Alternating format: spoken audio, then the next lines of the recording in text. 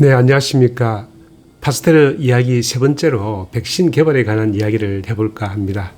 저희들이 최근에 이제 코로나 팬데믹으로 인한 이 전 세계적으로 모든 것이 혼란스럽고 중단되는 그런 것을 보았습니다. 만일 우리가 백신이 없었다면 지금까지 수많은 팬데믹이 일어났을 것이고 그때마다 온 세계가 스탑이 되고 이렇게 혼란스러웠다면 고도 문명을 우리가 이룰 수 있었을까 하는 그런 생각을 하게 됩니다. 백신의 발견은 우리 인류가 이룩한 정말 위대한 업적이다 생각하고 이 업적을 가져다 준 파스테르 박사에게 감사함을 표하지 않을 수 없을 것입니다. 파스테르 박사도 처음부터 백신을 만들려고 했던 것은 아닙니다.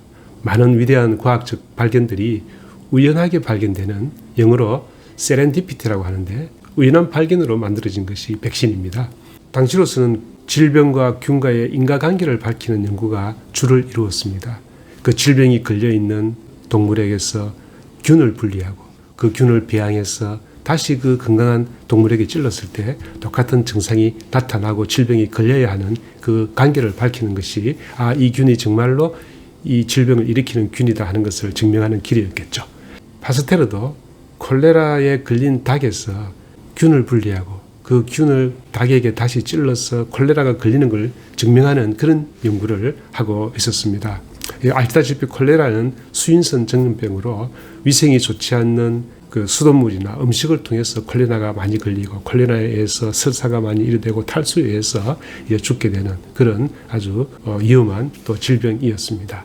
파스테르 실험실의 연구원이 이제 콜레라 균을 배양하고 그것을 닭에게 주사를 해야 되는데 깜빡 잊어버리고 이제 휴가를 떠나게 되고 한 달 만에 휴가에 돌아와서 이제 약해져 있는 싱싱하지 않은 그 균을 그래도 닭에다가 찔렀더니 닭이 전혀 콜레라에 걸리지 않는 것이죠.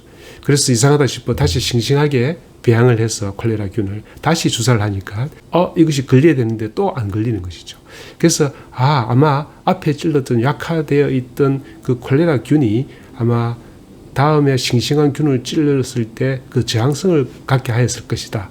그래서 다시 그 똑같은 실험을 반복해보게 됩니다. 균을 키워서 오래 방치했다가 다시 한번 찔러보니까 콜레라에 걸리지 않았고 다시 또 싱싱한 균을 배양해서 이제 다시 닭에다가 또 찔렀을 때 그 약화된 균이 아마 저항성을 갖게 했을 것이다. 그래서 이제 백신의 개념을 깨닫게 되는 1879년도에 이제 콜레라 백신이 처음으로 나오게 되는 계기가 되는 것입니다.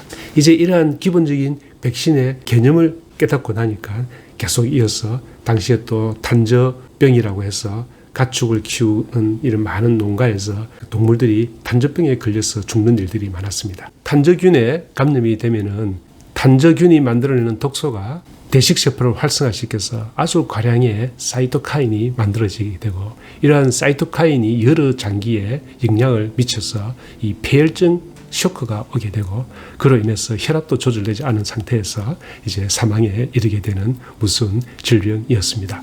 단저병은 동물과 사람에게 똑같이 이렇게 감염이 되어서 치명상을 일으키는 것이고 단저균은 독일의 로베르트 코어 박사가 이제 분리해 놓은 상태인데요. 그 균을 약화시켜서 백신을 만드는 그런 일들을 했던 것입니다. 이 단저병을 영어로 엔스락스라고 하고요. 엔스락스. 단저균을 바실러스 엔스라시스라고 하는데요. 그리스로 석탄을 엔스라키스라고 하는데 그 엔스라키스에서 엔스락스가 단저병이라는 것이 나왔습니다. 검 따는 것이죠. 단저균이 피부에 감염이 되면 그 피부가 아주 시커멓게 변해버리기 때문에 그 단저병이라는 이름이 붙게 되었습니다. 이어서 광견병 백신을 만드는 것이 제일 유명한데요. 이 광견병은 세균에 의해서 일어나는 것이 아니고 바이러스에 의해서 일어나는 것이기 때문에 그 바이러스를 당시로서는 분리할 기술이 없었죠. 눈에 보이지도 않기 때문에 현미경으로. 그래서 이 토끼의 척수에 감염되어 있는 척수를 말려서 약화된 바이러스를 만들고 약화된 바이러스를 이용해서 이제 동물 실험을 통해서 광견병 백신을 만들 수가 있었습니다. 그런데 이것을 직접 이제 사람에게 시험해 보기는 아주 이제 어려움이 많이 있었는데 마침 1885년 요셉이라는 소년이 광견병을 가진 괴에게 물려서 이제 감염이 되었던 것이죠. 그 어머니가 이제 아이를 데리고 급히 파스테르 박사에게 찾아오게 됩니다. 파스테르 박사는 의사가 아니었기 때문에 이제 의사와 의논을 한 다음에 위험을 무릅쓰고 이 백신을 마치게 됩니다. 일반적으로 우리가 백신이라면은 질병이 있기 전에 맞는 게 예방 백신인데 이미 계획에 물렸는데 그럼 그때 왜 백신을 맞는 것이 효과가 있느냐 이제 이런 질문을 할 수가 있는데요. 이 광견병 바이러스는 잠복기가 아주 깁니다. 다시 말해서 광견병 계획에 물렸던 그 요셉이라는 소년이 빨리 찾아왔기 때문에 이 광견병 바이러스가 활성이 되기 전에 파스테르가 만든 백신을 계속 농도를 높여가면서 이제 주사를 하여서 광견병 바이러스가 활동을 못하도록 이제 막을 수가 있었던 것입니다. 이렇게 하여서 광견병 치료를 하였고 광견병 백신을 통하여 예방도 할 수 있게 되었습니다. 지금까지 파스테르 박사가 콜레라 백신, 탄저병 백신, 광견병 백신 이런 것을 이제 만들어 나가고 이제 백신에 대한 개념을 이제 깨치게 됩니다. 우리 인류가. 그런데 이제 제가 오늘 이 영상에서 꼭 강조하고 싶은 것은 이 위대한 업적, 백신을 만든 업적은 파스테르 박사가 온전한 몸으로 이룩한 것이 아닙니다. 파스테르 박사가 이미 오래전에 1867년도에 뇌출혈로 몸이 반신이 불구가 됩니다.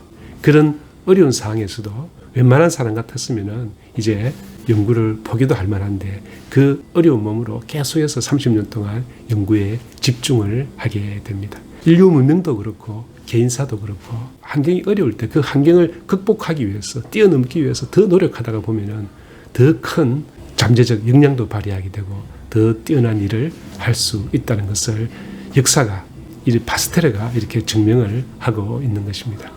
우리 인류에게 백신이라는 큰 선물을 한 그 파스테르는 아주 안락하고 행복한 건강한 몸에서 이룩한 업적이 아니고 몸이 반신불구인 그 상황에서 이룩한 업적이기 때문에 파스테르의 그 삶에 깊이 감사를 하지 않을 수 없는 이유가 될 것입니다.